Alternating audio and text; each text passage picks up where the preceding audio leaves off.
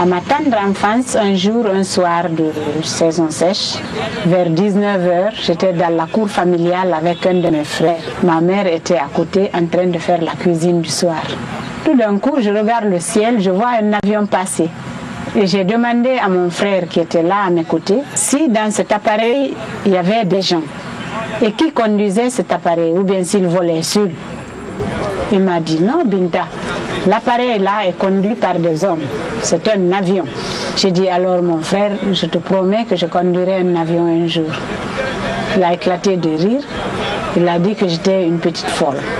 Mais cette idée qui a germé en moi, je devais avoir 5 ans, 6 ans comme ça, est toujours restée en moi.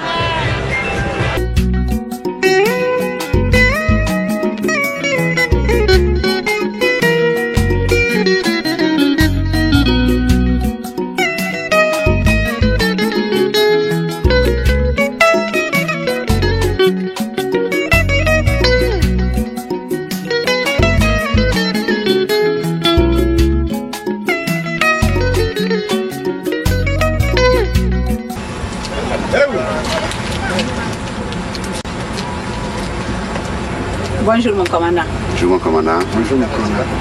Bonjour. Comment ça va? Ça va, merci. Quand je suis rentrée en 1975, après mes études en Kirghizie, j'ai eu le privilège de faire partie de l'équipage présidentiel. Le président Ahmed Sékou Touré était très fier d'être conduit par une femme. Et partout où il allait, il le disait. Quand il recevait ses hôtes de marque, et quand c'était mon tour de vol, il en était très fier et il était heureux de me présenter à ses hôtes. C'est ainsi que j'ai eu à piloter beaucoup de chefs d'État africains, beaucoup de responsables internationaux. J'ai eu même à piloter le premier imam de la Mecque qui ne saluait pas de femmes. Et à l'aéroport de Conakry, quand le président a présenté son équipage, moi je me suis mise au garde à vous, j'attendais qu'il me tende la main. Mais il m'a ignorée. Et là, le président s'est moqué. Il dit, ah, tu veux garder ta main. On est monté, on est arrivé, on a fait tout le périple. Mais quand on est revenu, c'est l'imam même qui m'a tendu sa main en me disant shukran. C'était formidable, j'en étais très très émue. Ouais. J'ai eu même à piloter le président Omar Bongo ici, qui a demandé au président Sékou Touré s'il ne pouvait pas avoir ce pilote-là pour son DC-10 personnel. Le président Sékou Touré a dit non, ça, je ne peux pas te la passer. Elle fait la promotion de l'émancipation de la femme guinéenne, africaine et guinéenne en particulier. C'est ainsi aussi que j'ai été élue à l'Assemblée nationale.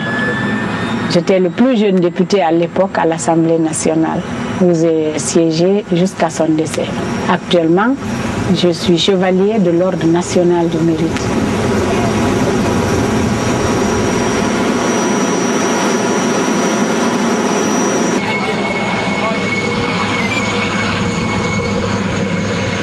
Amrasakou. Nous sommes allés donc ensemble chez le ministre. Il m'a demandé si vraiment je voulais faire l'aviation. J'ai dit oui, c'est mon rêve. J'ai fait la demande. Il a promis donc de montrer ça au président de la République, pour voir si on pouvait prendre des filles. C'était en 1971. Je suis allée donc le lendemain et il me dit ta demande a été agréée. C'est comme ça que j'ai été enrôlée dans l'armée. Et 6 mois après ça, mes camarades sont partis en Union soviétique. Et moi, je suis restée quelques 3 mois. J'ai demandé pourquoi moi je ne partais pas. Ils ont dit que les Russes ne voulaient pas former de femmes, mais de prendre patience. J'ai été patiente. Quand ça a duré, j'ai été voir le président de la République. J'ai pleuré. J'ai dit de m'aider. Il a demandé au ministre de convoquer les Chinois, les Américains, en même temps les Russes, pour voir lequel des 3 pouvait me former comme pilote. 2 jours après, le ministre m'a convoqué, je suis venue. Il dit, bon voilà Binta, maintenant, les Russes, les Américains sont prêts depuis avant-hier pour te former. Les Chinois ont donné leur accord et les Russes viennent de nous dire que le Kremlin accepte de te recevoir. Où tu choisis maintenant? Je n'ai pas cherché à réfléchir longtemps. J'ai dit simplement, camarade ministre, moi je préfère aller en Russie. Il dit pourquoi? J'ai dit premièrement, camarade ministre, nous n'avons que des appareils russes ici chez nous en Guinée. J'ai dit deuxième point, nous ne suivons pas la ligne des Américains. Nous suivons la ligne du socialisme russe. Donc politiquement et techniquement, je ne peux aller que là-bas. Il dit, tu as bien réfléchi. Donc d'accord, tu vas. Et la semaine suivante, je m'apprêtais pour m'embarquer.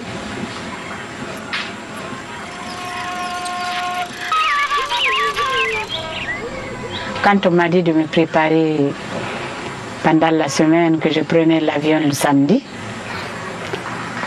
là je vous assure que j'ai été la plus heureuse des créatures. Parce que l'attente fait mal. Arrivé à Moscou, je devais me rendre dans une petite ville qu'on appelait Tokmak. Quand je suis arrivée à Tokmak, toute l'école de l'air était mobilisée pour ma réception. Il faut reconnaître que l'arrivée de Binta en terre de Russie constituait une phase nouvelle dans le cadre de la formation des pilotes en Russie. Elle constituait effectivement la première femme qui devrait être formée comme pilote dans les écoles professionnelles de Russie.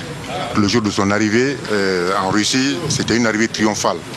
Elle a été accueillie, n'est-ce pas, par des grandes autorités militaires qui ont constitué une délégation pour la recevoir depuis l'aéroport jusqu'au centre de formation. Avec des fleurs, disons, dérouler le tapis rouge. Vraiment, je n'en revenais pas.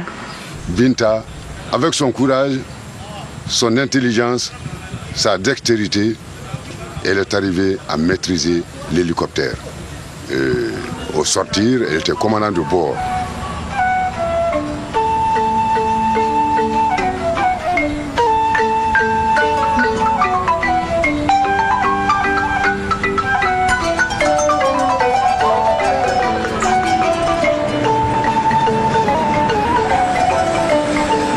J'ai oublié de vous dire que tout étudiant pour qu'il soit pilote doit faire un saut en parachute à une altitude, je crois, de 800 mètres ou de 1000 mètres.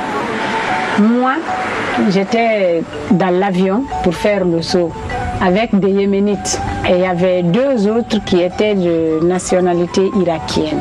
Les Yéménites là se sont mis à pleurer, qu'ils ne veulent pas sauter. Moi, j'ai eu peur d'avoir peur. Donc, j'ai demandé au capitaine qui nous accompagnait de me laisser sauter, que si jamais les Yéménites me font peur, je ne sauterai pas. Il a dit d'accord Binta, attends. Il rentre dans la cabine, il téléphone tout de suite chez le général. Il dit ah, la fille veut sauter. Automatiquement, le général lui a intimé l'ordre d'appeler le bas pour leur dire d'étendre la toile, que je tombe dessus. Donc, il me dit de me préparer. J'ai dit d'accord, je me suis préparée, je saute. Je saute, mon parachute était dirigeable.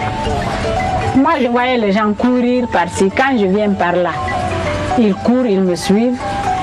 Mais j'ai pu les feinter. Et au moment où ils sont partis par là, moi, je suis allée de ce côté-là où j'ai atterri. J'ai atterri, je tire automatiquement les cordons vers moi. Et c'était la fête.